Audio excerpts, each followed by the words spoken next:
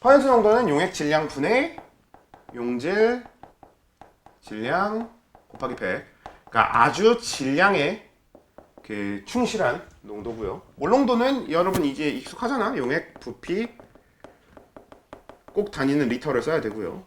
분의 용질 몰수. 그리고 몰랄 농도도 분자에는 용질 몰수를 똑같이 쓰긴 하는데 분모에 들어가는 게 용매 질량이어야 된다는 거. 그리고 단위는 꼭 킬로그램으로 들어가야 된다는 거. 그러니까 이걸 말로 표현하면 얘는 용매 1kg당 용질 몰수인 거고, 얘는 용액 1리터당 용질 몰수인 거고, 얘는 용액 100g당 용질 질량인 거고. 이렇게 표현할 수 있는 거란 말이야. 이 세 가지인데 결국 문제의 기본 틀은, 잠깐만, 이게 그냥 지금 막 임시로 아무 숫자나 내면은 숫자가 너무 더러워지니까 제가 문제 만들어 놨던 숫자를 좀 이용해 봅시다.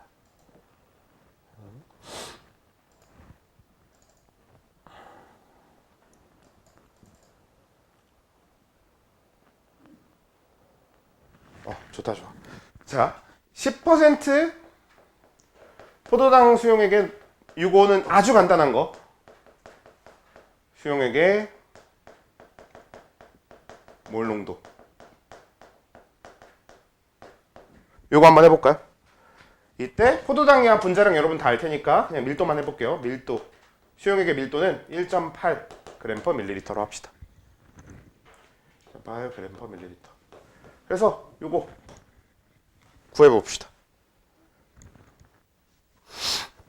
나오지? 그냥 일단 그냥 정석대로 일단 뜯어서 한번 풀어보면요. 요거 풀 때는 그냥 편한 대로 맞추면 되는데 결국은 우리가 찾아야 되는 전부를 다 적어 놓으면요. 일단 용액 질량에 대한 정보, 그리고 용질 질량에 대한 정보가 퍼센트 농도에 묶여 있는 정보들인 거고, 그 다음에 몰 농도에 묶여 있는 정보는 용액 부피와 용질 몰수에 대한 정보 이렇게 묶여 있는 거죠. 근데 양이 정해져 있는 게 아니기 때문에 이 중에 하나를 고정하면서 시작하면 되는 거였죠. 그리고 이거는 그냥 제가 제일 편한 게 용액 부피 1리터로 시작하는, 그러니까 사실 몰 농도가 껴있으면 항상 그래요. 우리가 이제 몰랄 농도까지 추가될 거잖아. 그래서 경우의 수가 많아졌을 때는 기준을 하나 잡아두는 게 좋은데, 보통 농도 전환에 몰이 껴있을 때, 몰 농도가 안 껴있을 때는 항상 그냥 용액 부피 1리터 여기서 출발하는 게 제일 편합니다. 보통 계산이 그게 제일 편하더라고. 그래서 용액 부피 1리터로 출발을 해보면, 그럼 용액 부피 1리터로부터 우린 뭘 구하는 거야? 밀도 1.8을 이용해서 용액이 1800g이다 라는 걸 구하게 되는 거고요.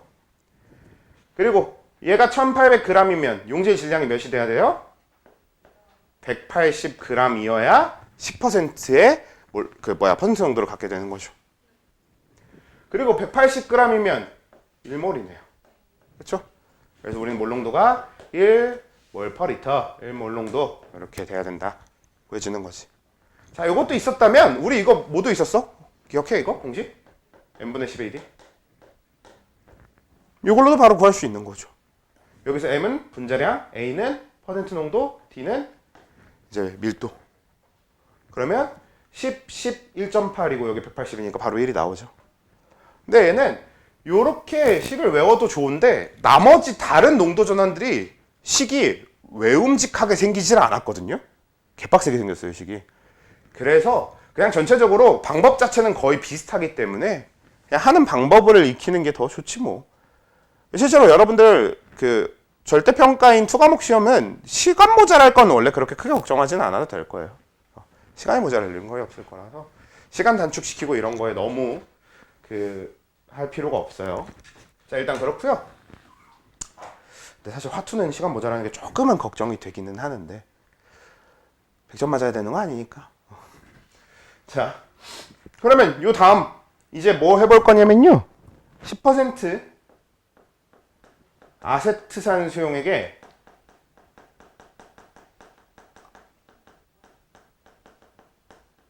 몰랄 농도 해봅시다. 얘는 밀도가 1.2g/ml. 아세트산 분자량 알죠? 60? 요거 해봅시다. 숫자가 더러운 건 어쩔 수가 없는 게 몰랄농도 깨끗하게 그 숫자 깨끗하게 나오기가 예 정말 쉽지가 않아요. 저번에 저걸 빼는데. 그러니까 중간에 연산 안에 빼기가 들어있기 때문에 애초에 쉬울 수가 없어요.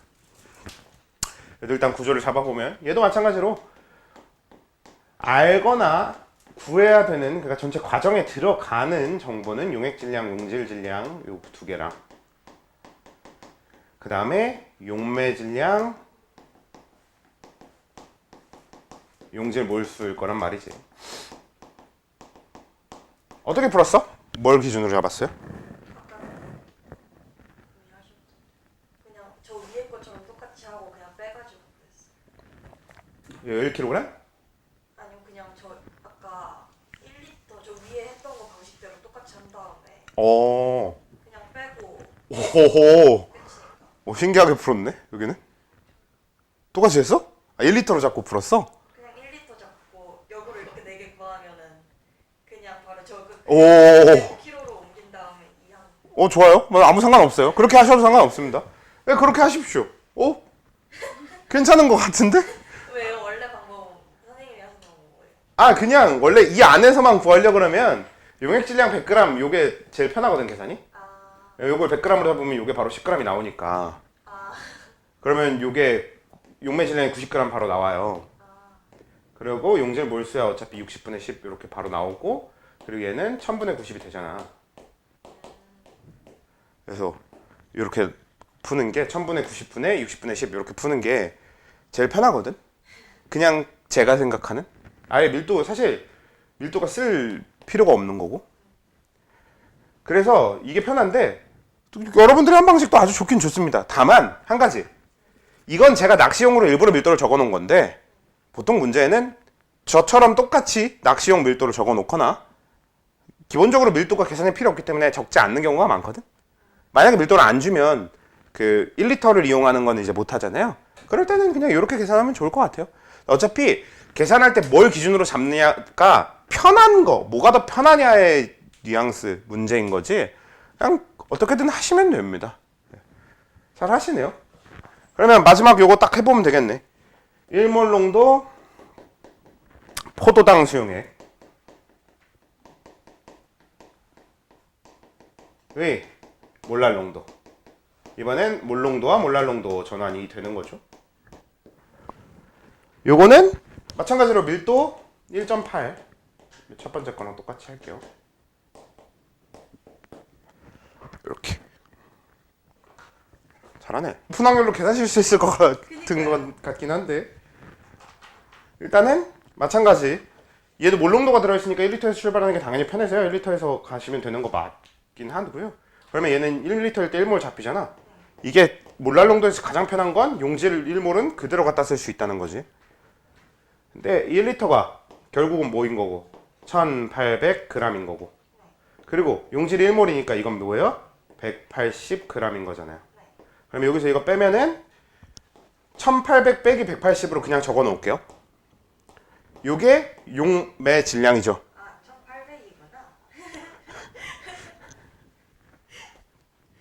1800이구나. 저런. 네, 그렇죠. 네. 혹시 1200으로 했나?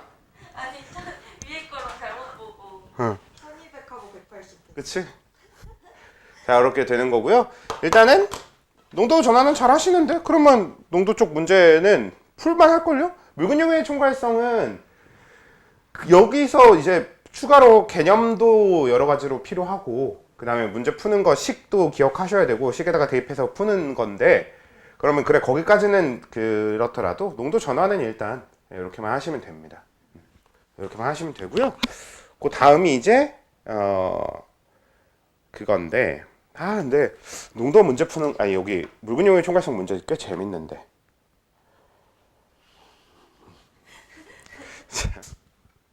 개념 따로 문제 따로 노는 파트기는 해요.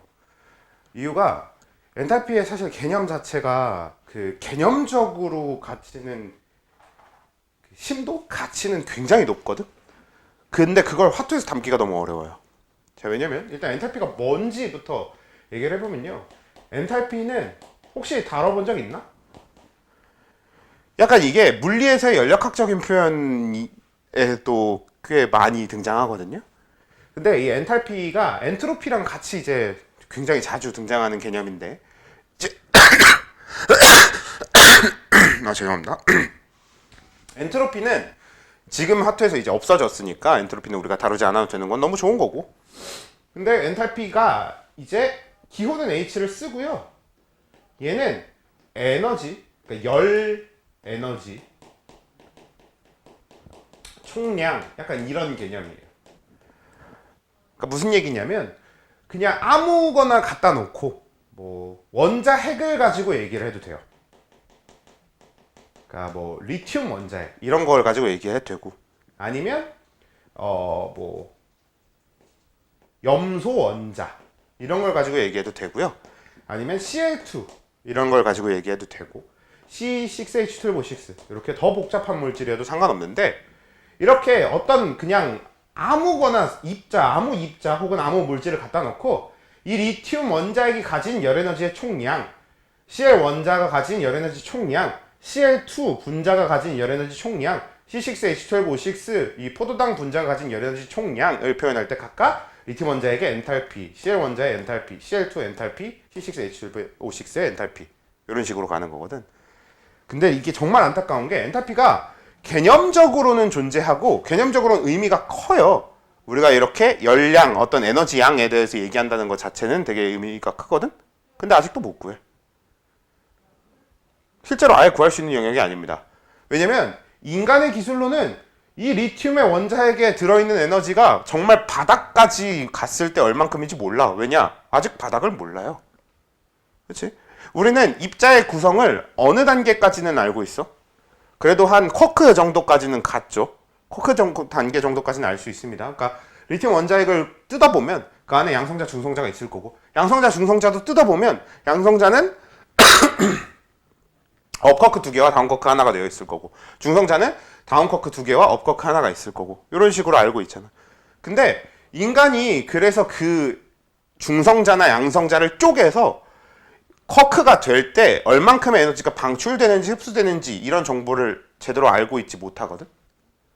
그러니까 결국 우린 쿼크의 존재만 알고 있지, 우리가 쿼크를 이용해서 걔네들을 합성해 본 적도 없고요. 반대로 얘네들을 인간이 직접 분해해 본 적이 없어서 에너지 출입량을 알 수가 없어. 즉 어느 단계를 기준으로 잡을지도 되게 애매하고요. 그렇기 때문에 에너지의 총량을 말한다는 것 자체가 개념적으로 뜬구름 잡는 소리일 수밖에 없습니다.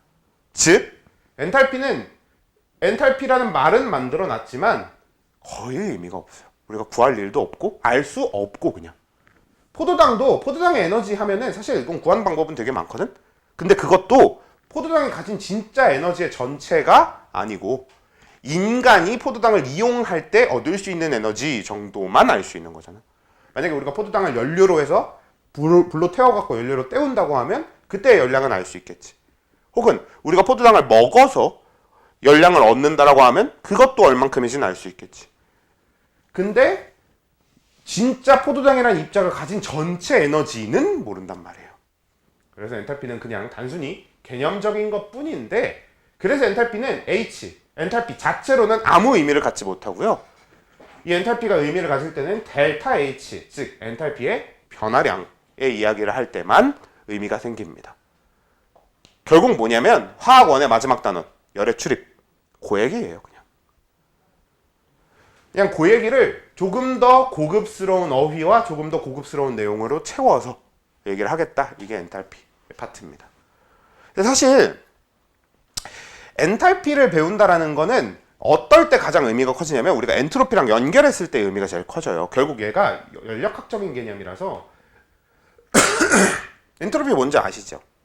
아닌가? 뭐 몰라? 아예 아예 안 해서 모르나? 엔트로피라고 하는 건 이제 우리가 흔히 무질서도라고 하는데요.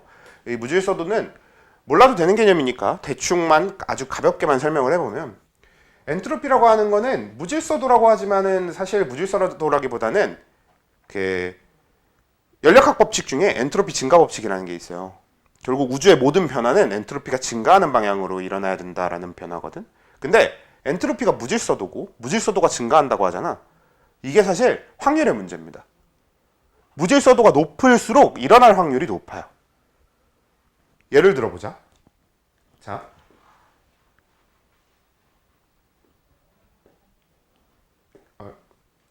이렇게 얇은 관으로 연결된 두 개의 용기가 있고요. 이 용기가 각각 여기도 1리터 여기도 1리터 그냥 부피를 통일해 놓을게요. 이렇게 해놓고 이 안에 요 전체 헬륨 입자가 20개가 들어있어요. 그리고 요 관으로는 통과는 할 수 있는데 그냥 헬륨 입자가 요 안에 있지는 않을 거라고 그냥 생각합시다. 이거는 그냥 가정. 그래서 여긴 제외하고 여기랑 여기에만 헬륨 입자가 존재한다라고 일단 해뒀을 때 그때 헬륨 입자가 몇 개씩 들어있을 것 같아요? 사실 20개, 0개 들어있을 수도 있는 거 아닌가? 네, 실제로 가능해요. 19개, 1개도 되거든? 그래서 20개, 0개부터 19개, 1개, 18개, 2개 해서 10개, 10개 지나서 또 17개, 19개 이렇게 가서 죄송해요. 10개, 10개 그 다음에 9개, 11개 맞아. 9개, 11개 또 가갖고 0개, 20개까지 경우의 수가 다 있잖아요. 근데 그 중에서 20개, 0개가 될 확률은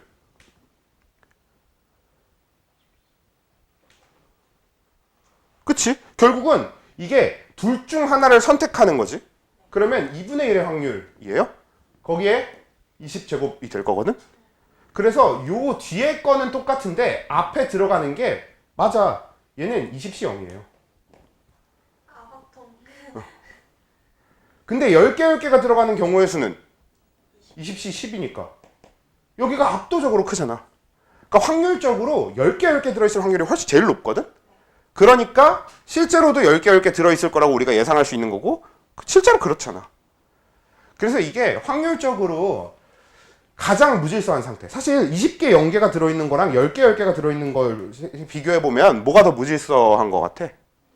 20개, 0개가 더 무질서한 것 같아요? 그게 더 질서 있는 상태로 봅니다.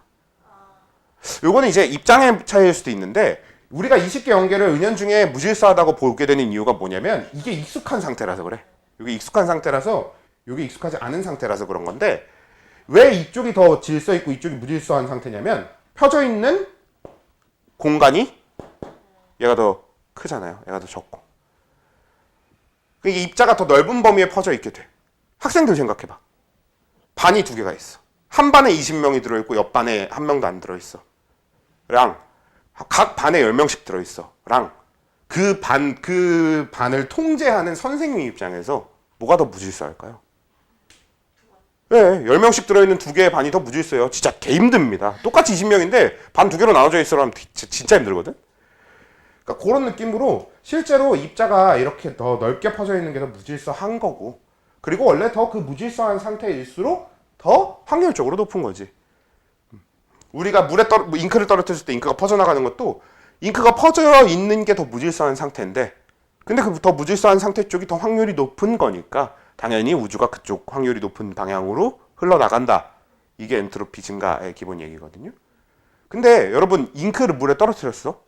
그때 잉크가 퍼지는 속도는 뭐에 영향을 받게요? 분자 운동의 속도, 그쵸? 분자 이동 속도 내지는 분자 운동량에 관련된 거겠지. 그거에 영향을 주는 건 뭘까요?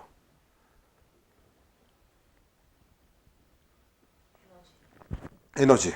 에너지에 영향을 가장 크게 주는 게 뭐예요? 네, 온도. 그래서 엔탈피와 아주 밀접한 관계로 이루어져 있습니다. 엔트로피는. 그래서 우리가 연력학이라는 범위 안에서 엔트로피를 다루는 거고 연력학 법칙이 엔트로피 증가 법칙이 되는 이유예요. 일단은 그렇게 되는데 엔트로피는 지금 우리가 다루진 않으니까 지나가면 그렇기 때문에 엔탈피가 의미가 없어졌어요. 옛날에는 사실 엔트로피가 같이 들어있으니까 엔탈피 개념도 의미가 있었는데 지금 이제 이건 의미가 없어지긴 했고요. 그래서 우리는 이제 델타 H만 하면 돼요. 엔트로피 변화, 엔탈피 변화. 자, 그래서 엔탈피 변화라고 하는 건 사실 아주 고급진 형태의 표현이지만 아까 얘기했던 것처럼 결국 이걸 바꾸면 그냥 반응열이거든요. 그래서 별로 할 얘기가 없어요. 근데 또 이걸 아주 고급지게 표현하는 게 하나 있습니다. 우리가 델타 H를 구하는 방식에 대한 이야기인데 우린 델타 H는 항상 어떻게 구하냐면 여러분들 성적이 올랐나 내렸나 그러니까 성적의 변화를 따질 때는 항상 어떻게 하는 게 맞아요? 뒤에 성적에서 앞에 성적을 빼는 게 맞아요? 앞에 성적에서 뒤에 성적을 빼는 게 맞아요? 그쵸? 변한 이후의 성적에서 변하기 전의 성적을 빼는 게 맞죠. 그게 마이너스 값이 나오면 성적이 떨어졌다는 얘기인 거고, 그게 플러스 값이 나오면 성적이 올랐다는 얘기잖아요. 마찬가지로 해서 델타 H를 표현할 때 어떻게 표현하냐면 시그마 H 생성물 빼기 시그마 H 반응물 이런 식으로 적는데, 말만 아주 그냥 더럽게 아이고 죄송합니다. 더럽게 이상하게 만들어 놓은 거지, 그냥 생성물의 에너지 총합 빼기 반응물의 에너지 총합을 하겠다는 얘기인 거지. 근데 이게 그럴듯하게 해놨지만 안 그럴듯해요. 우리 이 H 값을 모른다니까? 생성물을 이걸 못 구해. 이걸 구할 수 있는 값이 아니에요. 그래서 그냥 우린 델타 H를 생성물에서 반응물을 뺀다의 정도의 개념으로 그냥 접근하면 돼. 다만 그래도 요걸 꼭 이야기하고 지나가는 이유가, 그래서 델타 H가 0보다 작다면 우린 뭐라고 얘기할 수 있어? 그 반응이 발열이라고 얘기할 수 있게 되는 거지. 왜? 델타 H가 0보다 작으려면 생성물의 에너지보다 반응물의 에너지가 커야 된다는 얘기인 거지. 그러면 반응이 진행되면서 에너지가 감소해야 되는 거니까 발열. 그래서 우리가 이걸 발열이라고 정의할 수 있게 되는 거고, 델타 H가 0보다 작다면 흡열, 아이고 죄송합니다, 0보다 크다면 흡열이라고 정의할 수 있게 되는 거지. 우리가 이렇게 정리하는 이유가 우리가 생성물의 엔탈피에서 반응물의 엔탈피를 빼는 걸 기준으로 뒀기 때문에 그래요. 성적 변화처럼 결과에서 원인을 빼는 이런 식으로 이제 그 변화 전을 빼는 이렇게 되는 거지. 자, 그래서 이런 구조로 만들어 놨는데요. 델타 H를 적는 방법은 어떻게 되냐면, 실제로 이제 여러분들이 화투를 배운 이후의 모든 화학 반응식, 즉 여러분들 대학교 가서 보게 되는 화학 반응식 있잖아, 혹은 현장에서 보게 되는 화학 반응식들은 항상 N2 더하기 3H2가 NH3 여기서 끝나는 게 아니라 역반응, 가역반응까지 표시를 해줄 거고요. 그리고 이 반응이 적혀 있으면 그 뒤에, 그리고 그 델타 H가 몇인지 적혀 있습니다. 항상 이렇게 되어 있을 거거든. 우리가 이런 반응식의 구조를 열화학 반응식이라고 불러요. 그러니까 화학 반응식에서 열의 변화까지 같이 적어주는 걸 얘기하는 거지. 그래서 열화학 반응식이라고 하는데, 이제 이 열화학 반응식을 적을 때 우린 뒤에 적혀있는 델타 H만 보고도 0보다 작고 0보다 크고를 판단할 수 있는 거지. 근데 이렇게 적었을 뿐 사실 우리 이전에도 어떤 방식을 좀 썼었냐면, A랑 B랑 반응을 했어. 그래서 C가 됐는데, 그리고 283kJ 뭐 이런 게 나온대. 이런 식으로 쓰는 건 좀 본 적 있지 않아? 네, 그래서 그냥 이거에서 이 283kJ 이렇게 적혀 있었던 열량을 옆에 델타 H 형태로 빼두는 거가 됩니다. 항상 하는 얘기지만 과학자들은 뭐 좋아한다? 그럴듯해 보이고, 뭔가 어려워 보이고, 뭔가 전문적이어 보이는 걸 좋아해서요.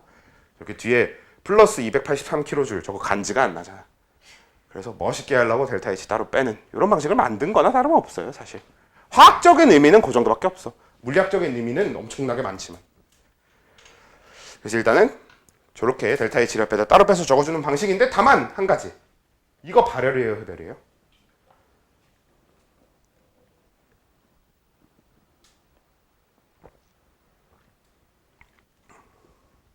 그렇지, 이건 발열이지.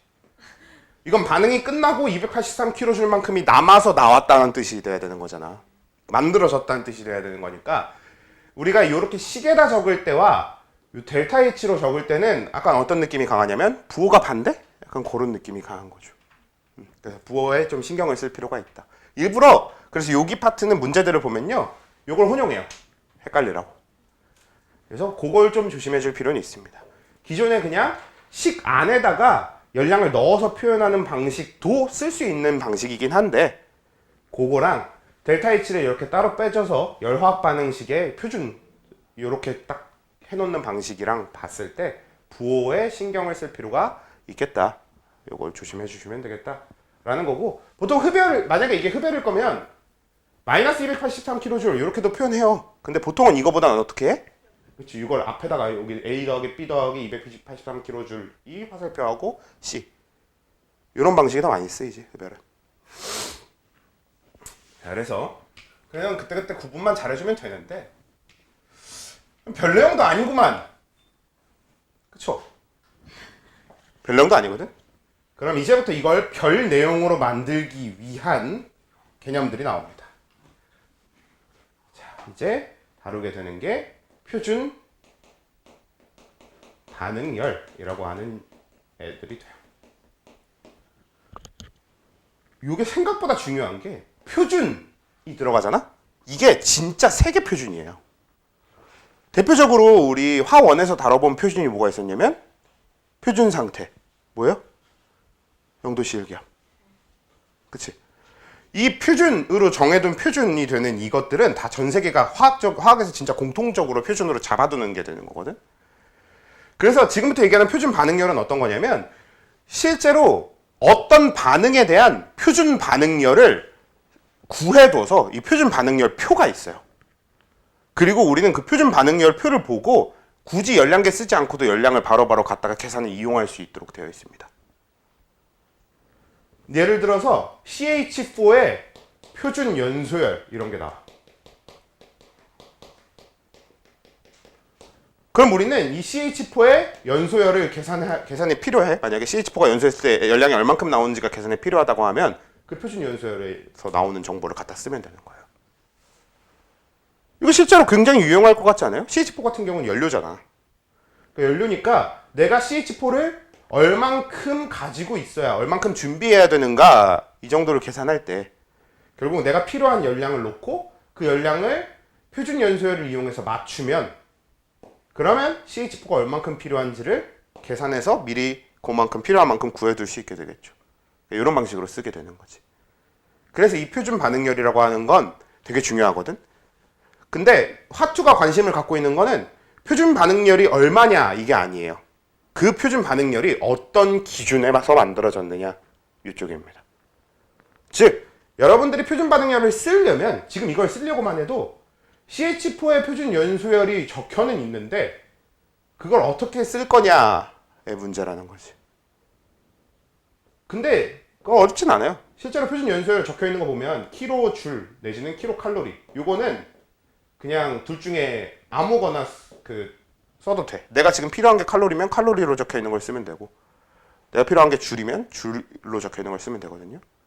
실제로 줄이랑 칼로리는 약간 어떤 관계냐면 뭐가 있을까요? 제곱미터와 야드의 관계 정도 됩니다. 혹은 섭씨와 화씨의 관계 정도 되는 거죠. 그냥 다른 단위인 것 뿐이에요. 그런데 다른 단위이기 때문에 중간에 서로 환산이 필요하긴 해.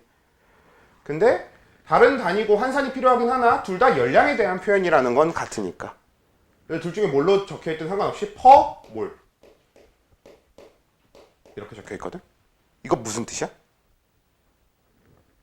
1몰당 킬로줄 1몰당 킬로칼로리 즉 1몰당 열량이 되는 거지. 그래서 이 표준 반응열들은 전부 1몰을 기준으로 하게 돼요. 왜? 단위 자체가 줄 퍼몰, 칼로리 퍼몰, 킬로줄 퍼몰, 킬로칼로리 퍼몰을 이용하기 때문에 우리가 1몰을 기준으로 하게 된다. 오케이? 그래서 1몰을 기준으로 하는데 표준 반응열은 크게 5가지가 있어요. 표준 연소열 혹은 표준 연소 엔탈피라고 하고요. 표준 생성열 내지는 표준 생성 엔탈피라고 하고요. 그다음 표준 분해열 혹은 표준 분해 엔탈피라고 하고요. 그리고 표준 용해열 혹은 표준 용해 엔탈피라고 하고 표준 중화열 내지는 표준 중화 엔탈피라고 합니다. 이렇게 5가지가 있어요. 그러면 이 5가지에 따라서 1몰을 누굴 기준으로 해줘야 되는지가 달라져. 왜냐면 봐봐 식을 보면요 N2 더하기 H3H2 더하기 2NH3 이렇게 식이 돼 있지. 이거 얘 1몰 기준이냐 얘 1몰 기준이냐 얘 1몰 기준이냐에 따라서 수치가 달라져요.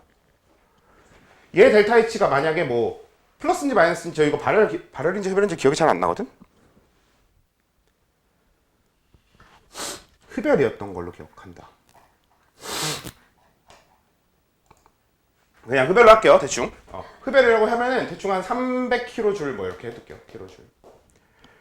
이렇게 주어져 있다고 하면 요거는 NH3 기준으로는 얘가 2몰 만들어질 때 300kJ이 필요하다는 얘기가 되고요. H2 기준으로는 얘 3몰이 쓰일 때 300kJ이 쓰인다는 얘기가 될 거고, N2 기준으로는 N2가 1몰이 쓰일 때 300kJ이 쓰인다는 얘기가 될 거예요. 근데 누굴 기준으로 할 거냐? 즉 주어가 누구냐의 문제잖아. 근데 표준 연소열에서 연소의 주어는 누구겠어? 누구겠어? 그 타는 물질. 산소는 재료고, 산소는 그 연소가 일어나기 위해서 사이드 옆에서 제공되는 재료고요. 결국은 그 타는 대상이 됩니다. 예를 들면 그러니까 여기서 CH4의 표준 연소열이라고 하면 누구? CH4 1몰 기준으로 맞춰져 있다는 얘기. 되게 단순한 얘기죠. 그래서 표준 연소열에서 우리가 첫 번째로 기억해야 될 포인트가 그냥 그 연소되는 물질 1몰을 기준으로 하고 있다는 거예요.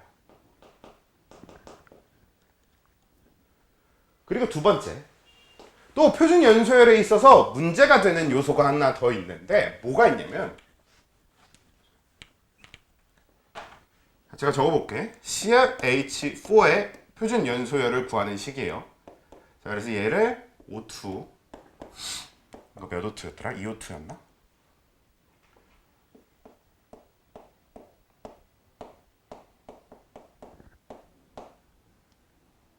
이거 C 하나구나. 이것도 맞네요. 네. 그래서 이렇게 식이 되는데, 요거가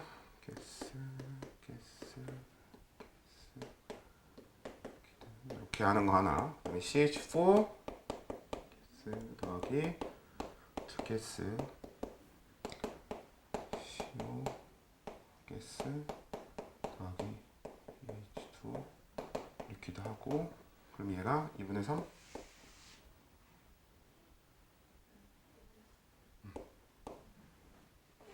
그리고 요게 2가 맞아. 이렇게 되는 거고. 아니면 CH4 가스 더하기 O2. 아니, 이 두 개만 해봅시다 일단. 자, 이렇게 두 개의 식이 주어져 있고, 얘가 델타 H1이고 얘가 델타 H2예요.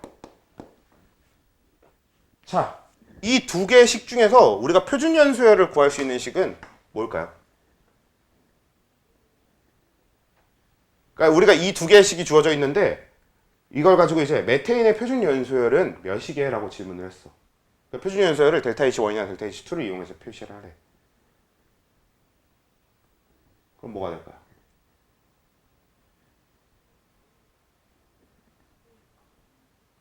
위에 거? 맞아요. 위에 거 그대로 쓰면 됩니다. 심지어 CH4의 개수가 1이기 때문에 델타 H1 그대로 갖다 쓰면 되거든? CH4 1몰 기준으로 맞춰져 있는 거라서. 그래서 이런 식으로 쓰는데 아래 건 왜 안 돼? 아래 것도 연소 반응 아니에요?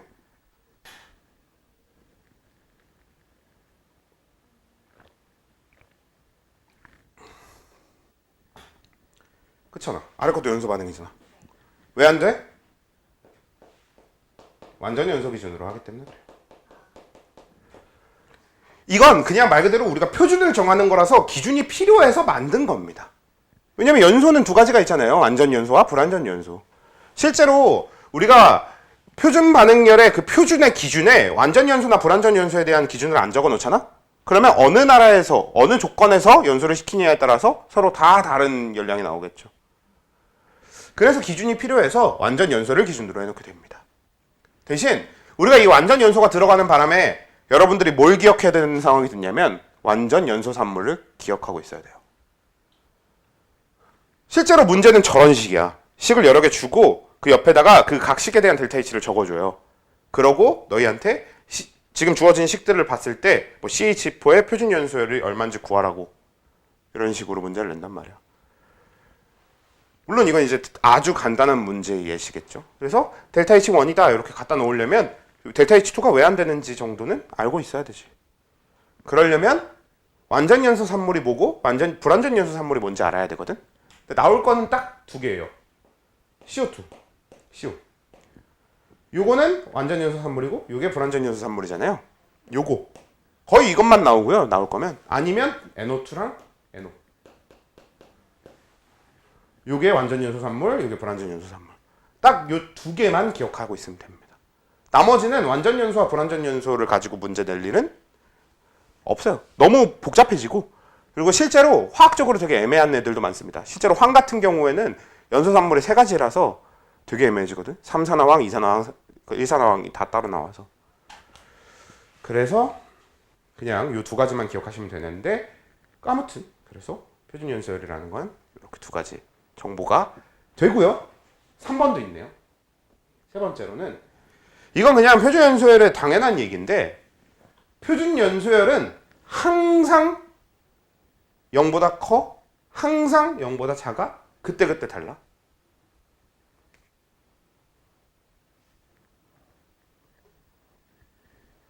어떨까요?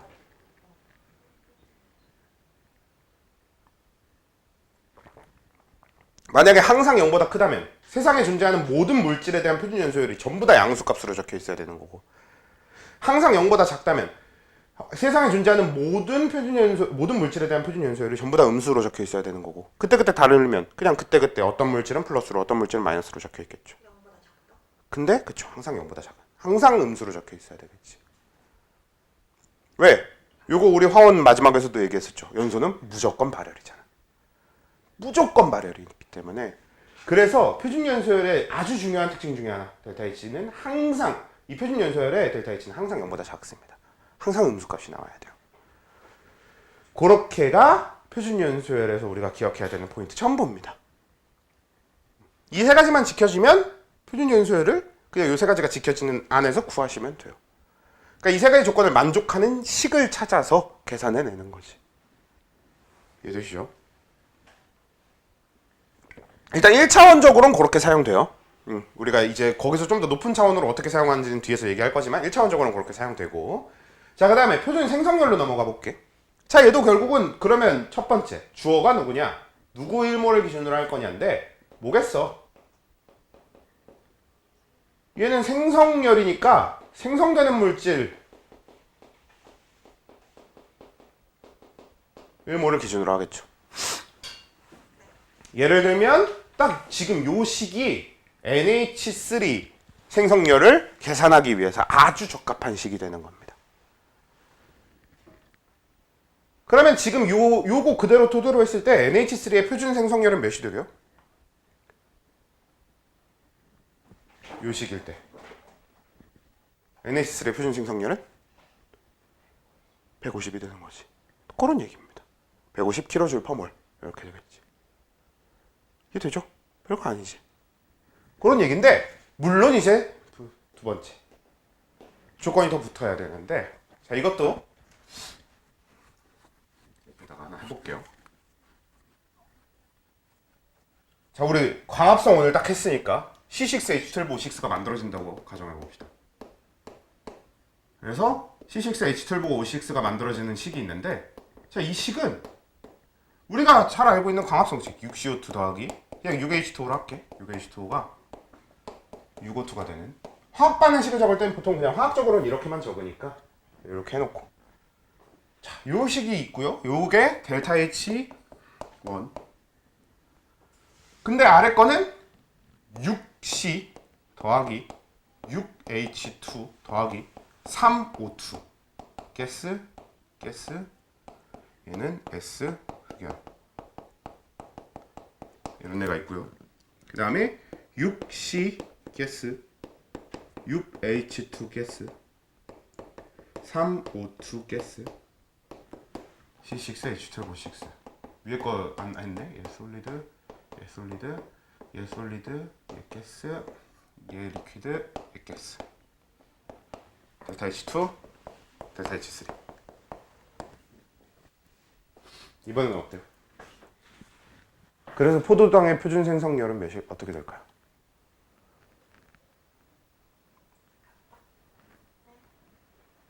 델타 H1일까 델타 H2일까 델타 H3일까요?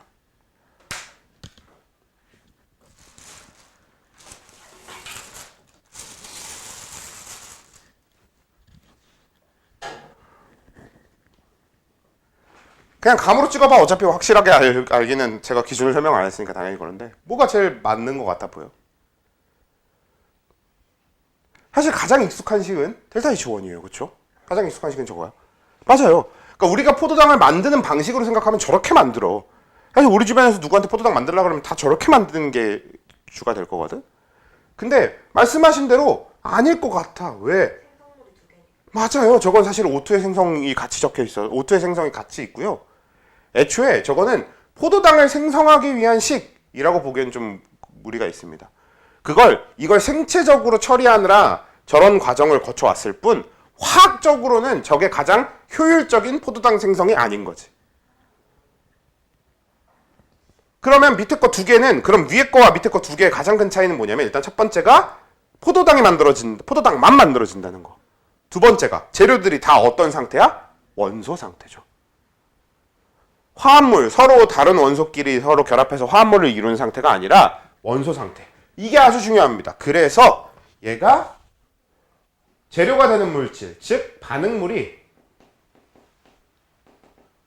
아이고 이걸 왜 이렇게 뒤에다 했어? 반응물이 즉 재료가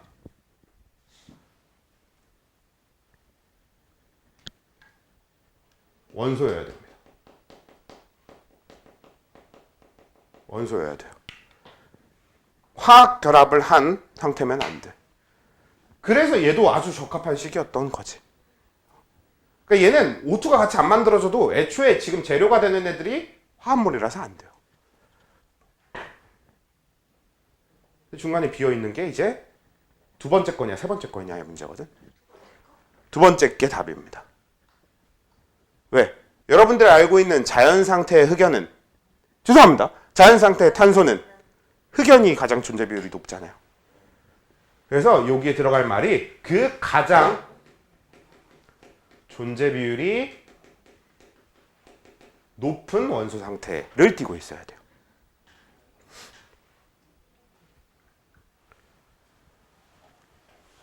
그래서 실제로 되게 많이 쓴 그 직거리가 S 흑연, S 다이아몬드거든. 근데 옛날에는 애들이 많이 낚였는데 요즘 애들은 잘 안 낚여서 안 낼 것 같아요. 요즘은 안 낚이는 것 같아. 딱히 그거. 왜냐면 흑연, 다이아몬드는 길이부터가 달라서 다이아몬드가 눈에 확 들어와. 그래서 틀릴 일 별로 없더라고 애들이. 흑연하고 다이아몬드 중에서는 당연히 존재 비율이 높은 쪽이 어디겠어요? 흑연이겠죠.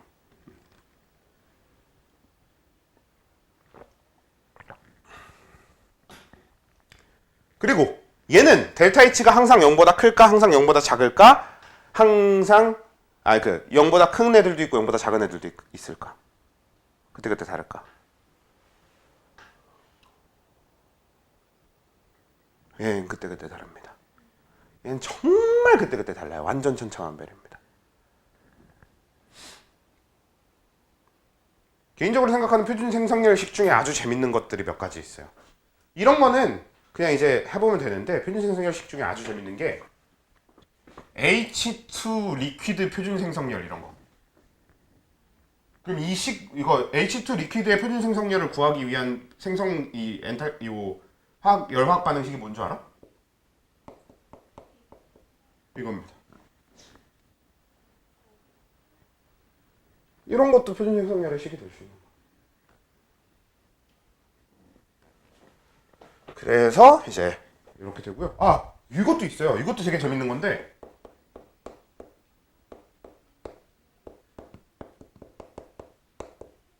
이것도 있습니다. 수소 원자의 표준 생성열. 이것도 H2 가스로부터 수소 원자가 만들어져야 돼요.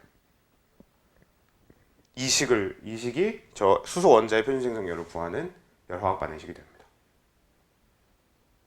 재밌지? 자, 1차적으로는 여러분들이 저 기준을 하고 방금 우리가 했던 것처럼 델타 H를 구하는 거잖아요. 그리고 아까 제가 연소열에서 잠깐 언급했던 1차적으로 말고 2차적으로 좀 더 깊이 우리가 응용해서 사용하는 방법이 주가 뭐가 되냐면 어떤 물질의 생성열을 구하는 식을 여러분들이 적을 줄 알아야 돼요. 방금 제가 해본 것처럼 H2 리퀴드의 표준 생성열을 구하래. 아니, H2 리퀴드의 표준 생성열을 구하기 위한 식을 적어보래. 그러면 이렇게 완성할 수 있어야 됩니다. 물론 이건 많이 악질인 거고 이런 건 아마 아주 악질인 건데 이런 정도는 이걸 이제 여러분들이 완성할 수 있어야 된다가 되는 거예요. 예를 들어 저렇게 포도당의 표준 생성률을 구하기 위한 열화학 반응식을 적어라 하면 저렇게 적을 수 있어야 되는 거지. 그게 우리가 뒤에서 다룰 헤스 법칙에 이용되는 핵심이 됩니다. 자, 일단은 이렇게 되고요. 그리고 표준 분해열로 내려가 볼 건데 얘는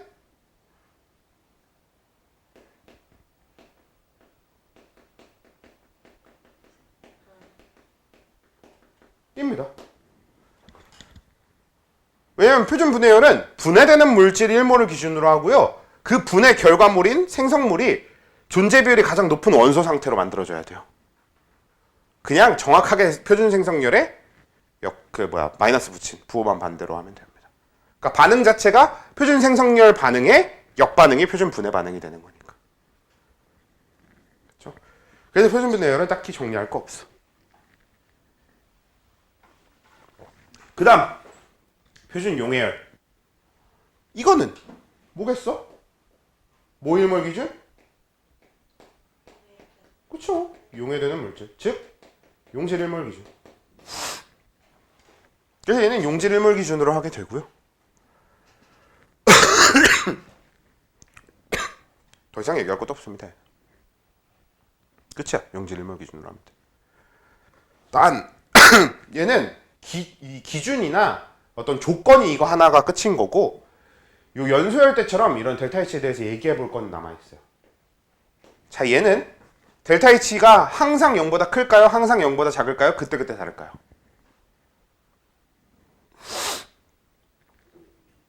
그때그때 달라요.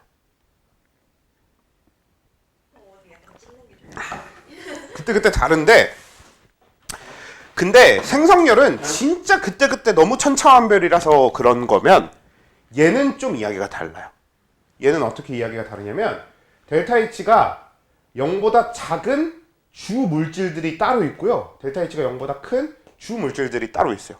물론 예외는 아주 많긴 한데 그런 그 예외들은 일단 빼고 전체적으로 그래도 성립하는 게 있어. 델타 H가 0보다 항상 작은 물질, 델타 H가 0보다 항상 큰 물질. 즉 용해 반응이 발열 반응인 것과 흡열 반응인 게 나눠져 있어요. 뭐 어떻게 될까? 어떤 물질의 용해가 주로 발열 반응이고 어떤 물질의 용해가 흡열 반응일까요?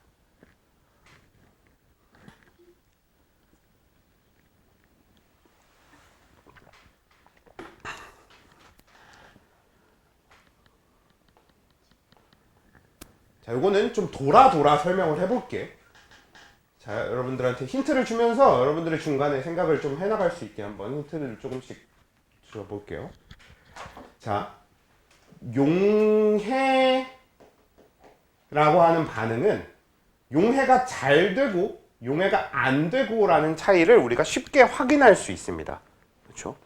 우리가 흔히 그걸 용해도라고 하죠. 용해도가 높다 낮다 이렇게 표현을 하는데, 자, 근데 이 용해도가 높다 낮다를 그 결정하는데 아주 중요한 요인이 하나 있어요.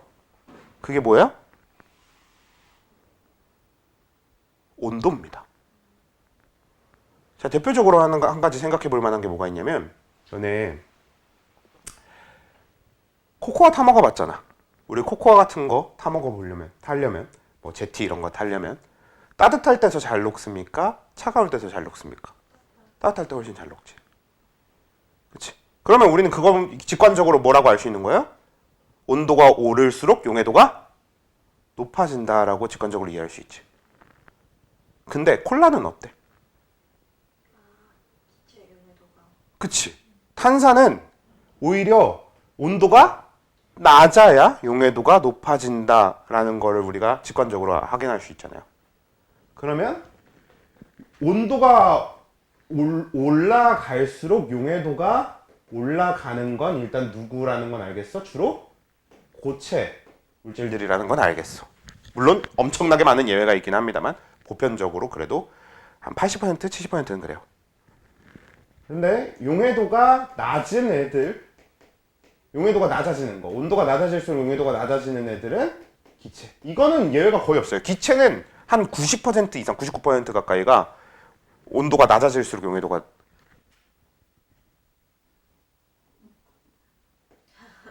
높아지는 구조로 되어 있습니다. 네, 용해도가 낮아질수록 용해도가 높아지는 구조로 되어 있습니다.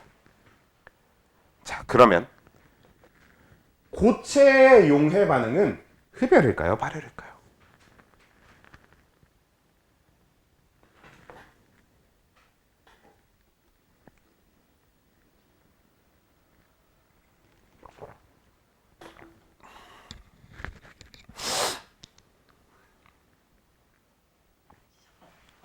아 잠깐 머리 안 돌아.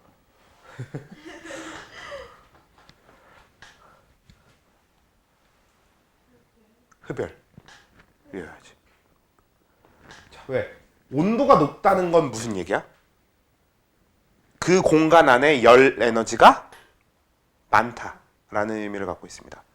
그러면 열 에너지가 많을 때 물질이 흡열하기가 더 좋은 조건일까요? 열 에너지가 적을 때가 물질이 흡열하기 더 좋은 조건일까요? 그때 아니에요? 많을 때. 왜요? 이게 우리 화원 마지막에서 우리가 꼭 되게 강조했었던 포인트긴 하죠. 뭐예요? 물질. 우리가 이걸 어차피 화투에서는 쓰는 용어니까 전문 용어로 화학 용어로 개라고 부릅니다. 그리고 주위, 공간. 이게 이제 주위가 전문 용어니까 공간, 주변. 이게 이제 주위라고 불러요. 이렇게 나눴을 때 물질이 가진 에너지는 온도로 측정될 수 없어요. 왜? 입자의 변화, 입자 내의 운동 에너지 혹은 입자 안의 결합 에너지 이런 형태로 다 환산돼서 화학 에너지로 전환돼서 들어가거든. 그럼 온도는 공간이 갖는 값입니다. 근데 우리가 지금 얘기하는 흡열하냐 발열하냐는 물질이 하는 거예요. 즉 에너지의 교환 자체가 얘가 얘한테 에너지를 주거나 얘가 얘한테 에너지를 뱉어야 되는 구조로 되어 있어. 근데 온도는 얘야. 열 에너지가 공간이 갖는 열 에너지를 온도로 얘기할 수 있는 거라고. 그러면 온도가 높다는 얘기는 공간이 가진 열 에너지가 많은 거야. 그럼 물질 입장에 그치 주변에 지금 흡수할 열 에너지가 많다가 되는 거예요. 반대로 지금 주변의 온도가 낮으면 어떻게 돼요? 물질 입장에서는 열을 흡수하기 좋은 상태는 아니잖아요. 반대로 어떠긴 되게 좋은 상태겠어? 방출하기는 굉장히 좋은 상태가 되겠죠. 그래서 이게 아주 중요한데 이거 이해하는 거는 굉장히 중요한데 이게 이제 뭐랑 연결이 되는 거야? 지금 얘기한 결과적으로 고체의 용해 반응은 온도가 높아질수록 잘 일어난다. 즉 흡열이 됩니다. 근데 기체의 용해 반응은 온도가 낮을수록 잘 일어나는 발열이 됩니다. 근데 이쪽은 예외가 아주 많으니까 조심스럽게 써야 되고요. 이쪽은 예외가 거의 없으니까 거의 그냥 써도 됩니다. 그래서 이렇게 정리해두는 포인트. 알겠죠? 그러니까 얘는 예외 있으니 조심스럽게 써. 근데 얘는 예외 없으니 항상 쓸 수 있어. 이렇게 되는 거야. 알겠죠? 소금도 온도 높을수록 잘 녹아요. 그 여러분들 나 그 물질 정확히 기억 안 나네. CaCl2인가? 그 염화칼슘인가? 그게 그 우리 너네 용해도 이제 없나? 중학교 때 용해도 안 배우나? 배울걸요? 그 중학교 때 용해도 곡선 그 그래프를 보면요. 중학교 때 다루는 주 물질들이 대부분 다 온도가 올라갈수록 용해도가 올라가는 이런 그래프로 되어 있는데 한 놈만 이렇게 내려가거든요. 아 맞아요. 이거 NaCl인가? 아니요. 아닐 거야. NaCl은 발열인 걸로 알고 있어요. 이게 아마 CaCl2인가 그럴 거예요. 얼마 전에 봤는데. 그 얘기입니다. 근데 만약에 NaCl 이게 제가 정확히 기억하고 있는 건 아니어서요. 만약에 NaCl도 온도가 높아질수록 용해도가 낮아지는 구조라면 걔가 흡열 반응인 게 그 발열 반응인 게 맞습니다. 걔 용해 반응이.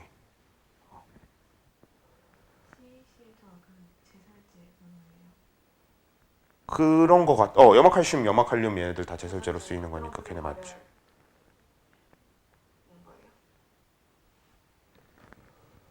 그러네. 걔네 용해 반응은 발열이어야 되는 거네. 그래야 제설이 되는 건가? 그렇죠. 그쵸. 그렇지. 제설이 돼야- 그래야 제설이 돼야 되는 거니까. 그러면 저게 그게 맞네요. CCL2가 맞긴 하겠네. 역으로. 그러네. 그렇게 생각해 본 적은 없는데 그런 거 같네요. 네, 맞아요. 그런 거 같아요.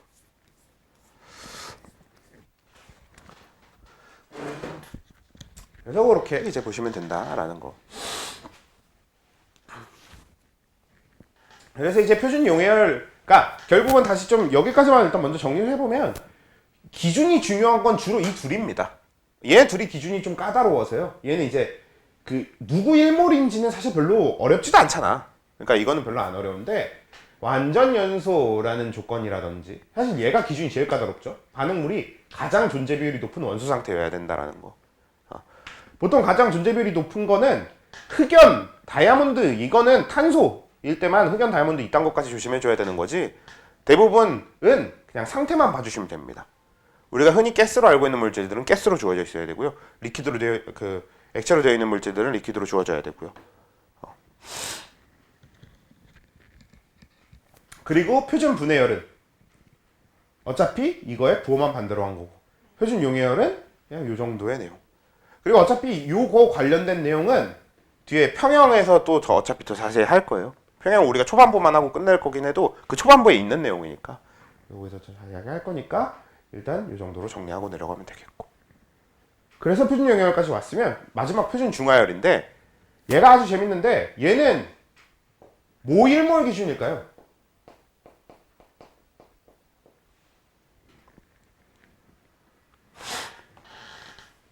이게 기준이 되게 애매하지 않아?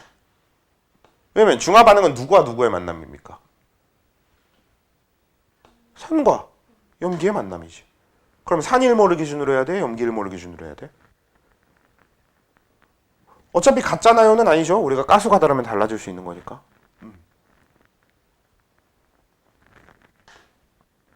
왜? 물 기준으로 해야죠. 왜? 결국 알자 반응은 뭐예요? H 플러스 더하기 OH 마이너스가 H2O잖아요.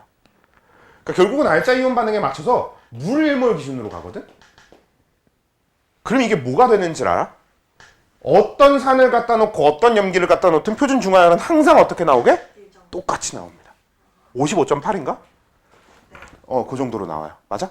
마이너스 55. 마이너스 55.8. 맞아. 항상 마이너스 55.8 딱 그렇게 나와요. 아, 이건 맞췄다. 이게 제가 디테일하게 숫자 하나하나는 잘 기억이 안 나는데 이제 옛날에 화투로 수능 보는 애들이 그래도 조금씩 있을 때는 저희가 숫자 다 기억하고 그랬거든요. 요즘 이제 수능 보는 애들이 없어져서 풀이해줄 일이 없어지니까 숫자가 머릿속에서 날아가더라고. 근데 물 1몰 기준으로 잡아놨다 보니까 항상 마이너스 55.8 kJ/몰이 나오게 됩니다. 뭘 갖다 와서 중화를 반응을 하든 똑같아요. 다만 요게 2번 요게 여기서 우리가 한 가지 생각해 봐야 될 건 요거 왜 항상 마이너스겠어? 알고 있지? 항상 중화 반응은 발열 반응인 거.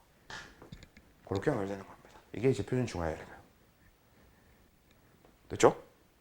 자, 요게 표준열에 대한 건데 헤스 법칙은 다음 수업 때 할 거니까 헤스 법칙을 하기 위해서 이제 이 표준열들에 대한 걸 어떻게 쓰는지를 한번 쭉 봅시다. 조심해야 될 점, 뭐 어떤 문제 포인트 이런 것들을 좀 짚고 가보면요. 일단 당연히 기준 잘 알고 있어야 돼요. 그리고 뭐 기준과 같이 적어놓은 여러 가지 뭐 델타 H가 항상 어떻고 이런 것까지도 잘 알고 있어야 되는데 그걸 전제로 했을 때 자, 표준 중화열의 식에서 그 이런 게 있어.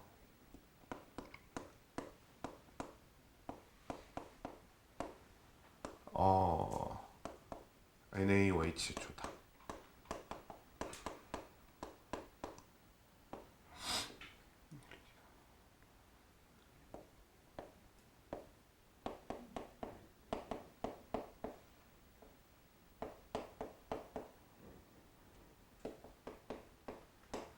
이거랑 그 다음에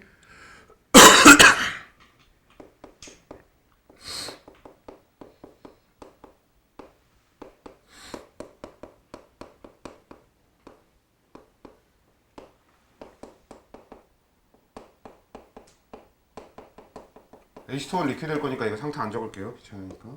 HCl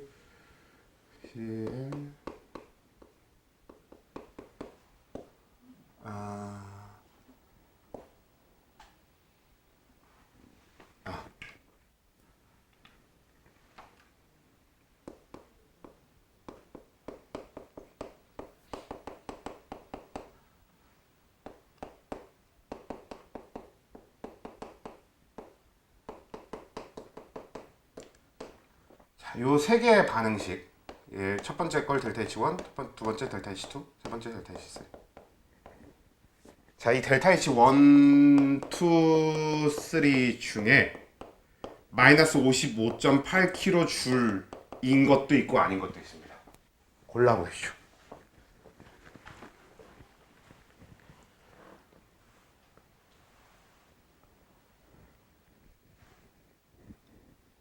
홀리 쉣! 영상이 잘린다.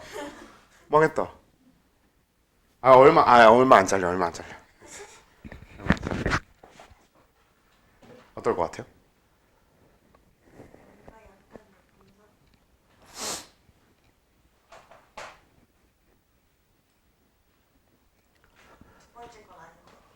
두 번째 거 아닌 것 같아요? 왜 아닐까요?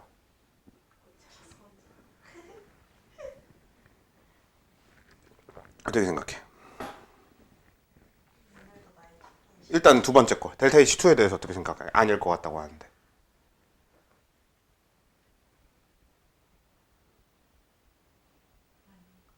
네, 아닌 게 맞거든. 넌 잘 골랐어요. 왜 아닐까? 왜 아니는 틀렸나 보네요. 아니 맞아요. 맞아요? 제가 혼자 고치는 게 맞거든. 그러니까 뭐가 돼? 이건 중화 반응만 있는 게 아니라 맞아요. 앙금 생성 반응이 같이 들어가. 그래서 얘는 중화열만 가지고 계산할 수 있는 게 아니라 AgCl의 앙금 생성 반응의 열량도 같이 델타 H2에 포함되게 됩니다. 그래서 마이너스 55.8kJ이 안 나올 거예요. 아마 AgCl의 그 생성 반응이 흡열이냐 발열이냐에 따라서 달라지겠죠. AgCl의 생성 반응이 흡열이었던 걸로 기억해요. 그러면 작아질 겁니다. 그러니까 값 자체가 커지는 거지. 플러스 쪽으로. 그래서 얘는 델타 H2가 아닐 거야. 델타 H는 마이너스 55.81kJ이 아닐 거야. 그럼 나머지 델타 H1이랑 델타 H3는 마찬가지야. 이런 식으로 함정 찾기 하는 겁니다. 함정이 없으면 맞는 거고, 함정이 있으면 안 되는 거고.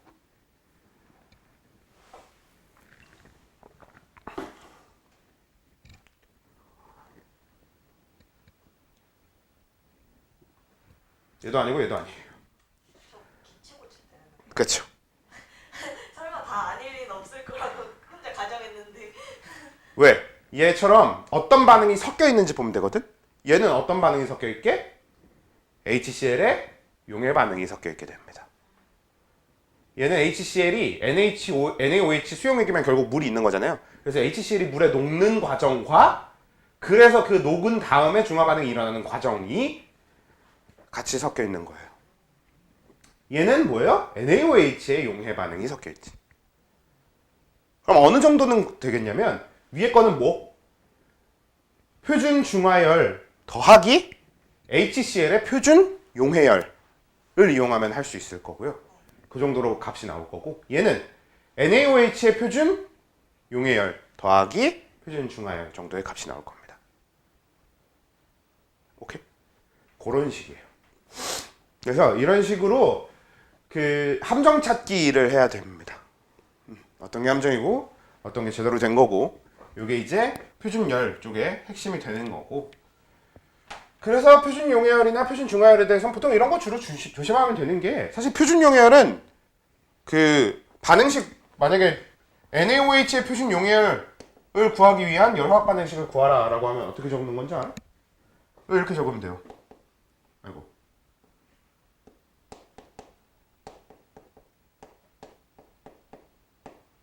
끝입니다. 어차피 솔리드에서 AQ 수용액으로 상태만 바뀌는 거잖아. 그래서 표준 용해열 구하는 열학 반응식은 저게 끝이라서요. 얘는 그냥 표준 용해열식을 표현하는 건 워낙 쉬워요. 그치? 그래서 이렇게 함정 피하기가 제일 중요해. 아까 표준 연소열에서도 기준 때문에 중요했지만 이 아래쪽에서도 기준을 이용한 함정이 없을 뿐 이런 방식으로 여러 가지 함정을 만들어 둘 수 있으니까 그런 걸 조심하면서 하면 되는 건데 사실 생각보다 상당히 까다롭게 되겠지. 아니지 생각 자체가 좀 까다로울 것 같아 보이죠? 그렇죠. 그래서 이게 그런 쪽이에요. 그러니까 어떤 느낌이냐면 엔탈피 쪽은 헬스 법칙은 좀 어려워요. 근데 헬스 법칙이 어려워봤자 앞에 용액이나 기체 파트에 비해서는 안 어렵거든요. 단지 오답률은 좀 높습니다. 그냥 눈먼 틀림이 정말 많이 발생하는 곳이에요.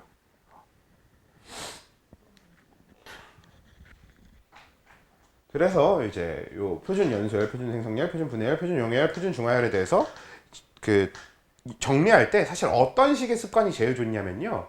그냥 그런 연습을 하는 게 제일 좋아. 아까 우리 잠깐 얘기했었던 CH4의 표준 연소열 식 하면 바로 CH4 더하기 EO2 더하기가 CO2, H2 두 개 이렇게 적어볼 수 있는 거.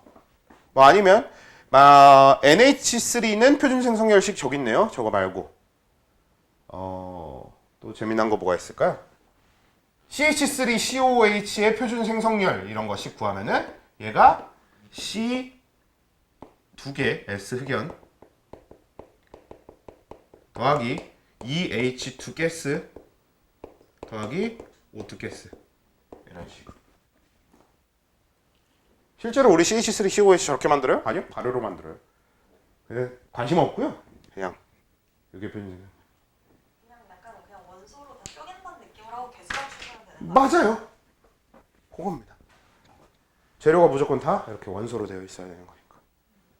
그래서 이렇게 식을 여러분들이 적는 방식으로 연습했을 때 가장 이것저것 낚이는 게 줄어들지. 그리고 항상 이제는 화투에서 여러분들이 꼭 가장 명심해야 될 거. 식 적을 때 상태는 절대 빼먹으면 안 됩니다. 하원 때처럼 그렇게 그냥 대충 지나갈 수 있는 영역이 아니에요. 저 물질의 상태라고 하는 게.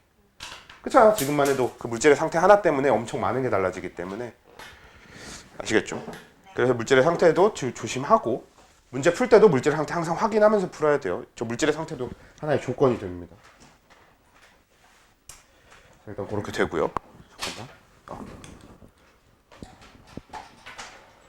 멀티탭이 문제인가? 멀티탭을 하나 새로 사서 해놔야겠다.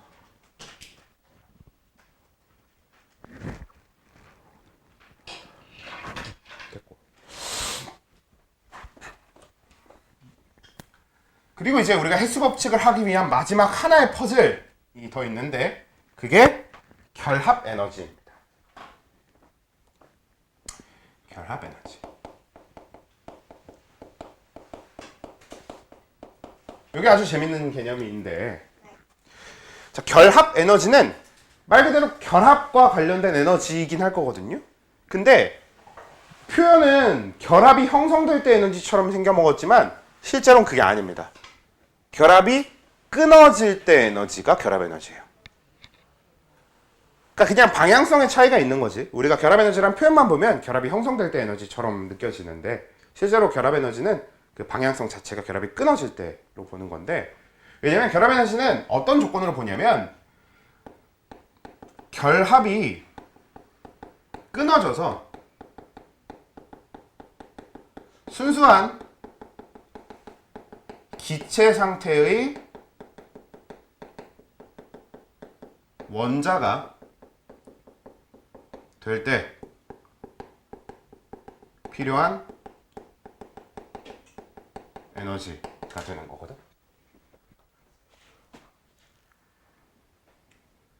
근데 순수한 기체 상태의 원자 이거 세상에서 가장 불안정한 물질들입니다. 실제로 없어요. 여러분들이 알고 있는 것 중에 순수한 기체 상태의 원자 있어요? 있을 거야. 딱 누구? 18쪽. 그렇지. 18쪽은 애초에 뭐 하는 애들이니까? 결합 안 하는 애들이니까.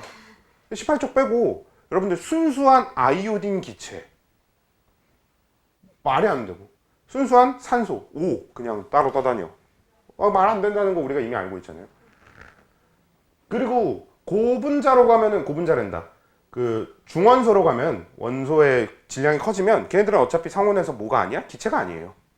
그러면 상온에서 기체인 애들을 주로 얘기하고 싶으면 우리가 결국 20번 안에서 주로 얘기하게 되거든. 20번 안에서 결합 안 하고 기체로 떠다니는 애들이 누가 있습니까? 없어요. 그래서 사실 이 모든 결합이 끊어져서 순수한 기체 상태의 원자로 돌아다닌다는 것 자체가 말이 안 될 정도로 얘네들이 되게 불안정하거든. 그리고 불안정하다는 얘기는 에너지를 어떻게 갖고 있다는 얘기게? 많이 갖고 있다는 얘기지. 우리 화원에서도 계속 이용하던 개념이잖아요. 안정적일수록 에너지가 적다는 얘기입니다. 그래서 이게 아주 재밌는 개념으로 발생하는데 우리가 엔탈피를 표현하면 실제로 이제 여러분들이 그리게 될 그림이에요. 이건 약간 그래프나 함수라고 표현하기는 좀 그런데 그림인데 만약에 내가 H2O의 엔탈피를 표현하면 이렇게 표현됩니다. 그러면 엔탈피가 뭐야? H2O가 가진 엔탈피가 0부터 여기까지의 값이에요. 물론 처음에 얘기했다시피 몰라요. 아는 값은 아닙니다. 근데 아무튼 H2O의 엔탈피는 이렇게 표현될 거고요. 뭐 H2의 엔탈피는 그럼 어떻게 될 거냐면 H2나 O2의 엔탈피 합을 구해보면 이렇게 될 겁니다. 그렇죠? 계속 맞춰서 해볼까요? 이렇게. 그래서 우리는 어떤 사실을 알고 있는 거야? 얘가 되려면 발열해야 된다는 사실을 쉽게 생각할 수 있는 거죠. 그래서 이걸 엔탈피적인 측면으로 접근해보면 어떻게 표현되냐면 우리는 그냥 이렇게 반응열처럼 얘기하지만 H2O가 내려갔다가 올라가는 개념 이렇게 보는 겁니다. 그게 이제 엔탈피에서 주로 보는 방식이에요. 자, 근데 엔탈피가 큰 물질일수록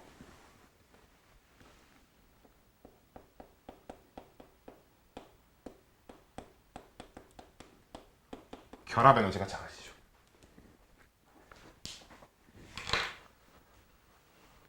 왜? 결국 얘도 다 끊어놓으면 H랑 O로 다 끊어지잖아요. 얘도 다 끊어놓으면 HO. 완전히 순수한 기체 상태의 원자는 얘를 끊었을 때는 얘를 끊었을 때가 똑같죠. 그리고 그게 가장 에너지가 커야 되는 것도 아까 얘기했잖아. 그러면 얘네들의 엔탈피는 아주 높은 선에서 위치하게 되겠거든요. 그러면 결국 얘가 끊어질 땐 이만큼, 얘가 끊어질 땐 이만큼 흡수해서 가게 된단 말이야. 그러면 엔탈피가 작은 물질일수록 결합 에너지가 커지게 됩니다. 결합이 끊어지기 위해서 흡수해야 되는 양이 더 늘어나요. 반대로 엔탈피가 큰 물질일수록 결합이 끊어지기 위해서 흡수해야 되는 양이 작아지는 거지. 이런 개념이 발생하게 됩니다. 오케이? 아주 중요한 개념이 돼요. 이것도. 그래서 결합 에너지라는 게 이런 애가 됩니다. 그리고 이제 결합 에너지에서 가장 조심해야 되는 한 가지가 뭐가 있냐면 C의 결합 에너지와 C의 이 결합 에너지는 얘의 결합 에너지의 2배가 얘가 아니에요. 아예 별개의 값을 갖습니다. 물론 어떤 건 알 수 있냐면 얘가 그래서 얘보다 어때야 된다? 커야 된다는 건 알 수 있어요. C 이게 가장 크겠죠. 그래서 이게 되게 재밌는 점이야. 이게 우리가 여태까지 얘기하던 화학 이론들 다 하나로 묶어줘요. 자, 봐봐. 얘보다 얘가 결합 에너지가 커요. 얘보다 얘가 결합 에너지가 커요. 자, 결합 에너지가 크다는 얘기가 뭐야? 결합이 끊어지기 위해서 필요한 에너지, 흡수해야 되는 에너지가 많다는 얘기거든. 그러면 흡수해야 되는 에너지가 많다는 얘기는 무슨 얘기예요? 결합이 더 안 끊어진다는 얘기지. 그러니까 결합이 더 강하다, 안정적이다 이런 얘기로 연결이 되는 거지. 그래서 우리가 단일 결합보다 이중 결합보다 삼중 결합이 강한 건 알고 있잖아. 그리고 그건 사실 당연한 거란 말이에요. 더 결합수가 많으니까. 근데 그게 결합 에너지가 얘보다 얘가 더 크고 얘보다 얘가 더 큰 걸로 반영이 되거든. 그러면 결국 어떻게 돌아서 또 어떻게 되냐면 그럼 얘가 엔탈피는 가장 작습니다. 그치? 얘가 엔탈피는 가장 커요. 그럼 또 뭐로 연결돼? 그럼 엔탈피가 얘가 가장 작고 얘가 가장 크니까 엔탈피가 작다는 얘기는 가진 에너지가 적다는 얘기고 그게 무슨 얘기야? 안정적이라는 얘기죠. 다 연결되는 거지. 그게 왜 엔탈피와 관련된 이론입니다. 이게 이렇게 연력학적으로 접근했을 때 의미를 갖는 이론이에요, 원래.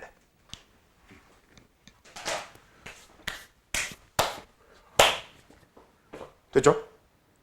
그럼 이제 남은 건 표준연소열식, 표준생성열식, 표준용해열식, 표준중하열식 구해보는 거 연습하는 거랑 이제 직접적으로 이 두 가지를 이용해서 계산 영역에 들어가게 되는 헬스 법칙 이렇게가 남은 거고요. 그건 이제 다음에 하면 되겠네. 오늘 여기까지 하면 되겠습니다. 그리고 다음 주에는 화학2도 쪽지 시험을 좀 볼 겁니다. 왜 쪽지 시험을 보냐면 딱 두 개만 볼 거예요. 어디랑 어디 볼 거냐면 여기 이 부분은 여러분들이 외워야 되는 영역이라서 볼 거고요. 요 파트 볼 거고요. 그리고 묽은 영역의 총괄성. 거기도 공식을 외워야 되는 영역이라서 그렇죠. 그렇게 두 부분만 쪽지 시험을 좀 볼게요. 하트도.